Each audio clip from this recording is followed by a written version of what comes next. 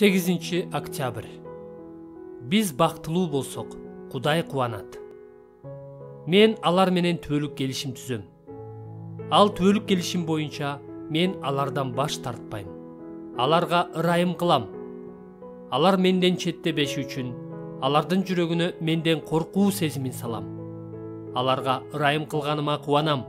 Аларды бул жерге чын жүрөгүм менен, жан дилим менен бекем отургузам. Жеремия 32-бөлүм 40-41 аяттар.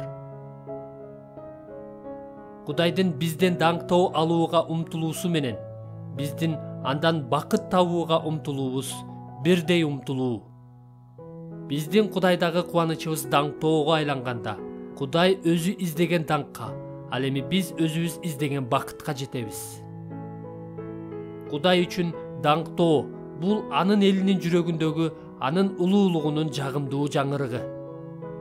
Биз үчүн даңктоо бул Кудайдын өзү менен тирүү мамиледе болуудан келген кубанычтын туу чокусу. Бул ачылыштан төмөнкүдөй өтө таң калыштуу тыянак чыгарсак болот.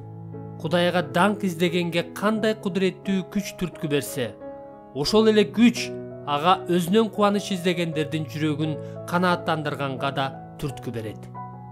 Китептеги жакшы кабардын мааниси төмөнкүдөй. Кудай өзүнө үмүттөнгөндөрдүн жүрөгүн толугу менен канааттандыруудан качпайт. Тескерисинче, ал бүт жүрөгү жана жан дили менен бизди эң бактылуу кылгысы келет.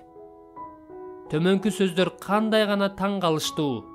Аларга ырайым кылганыма чын жүрөгүм менен, жан дилим менен кубанам.